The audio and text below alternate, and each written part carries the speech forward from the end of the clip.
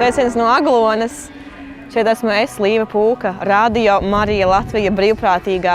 Un es aicinu tieši tev pievienoties mūsu brīvprātīgo pulkam, jo es pati esmu brīvprātīgā no februāra.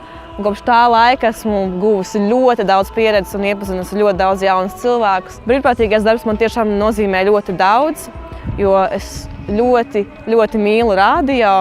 Un šī ir bijusi mana iespēja vairāk to iepazīt un vairāk būt tajā visā iekšā un sajust to visu radio atmosfēru. Ir 4:39 minūtes, ar tevi runā Līva Pūka.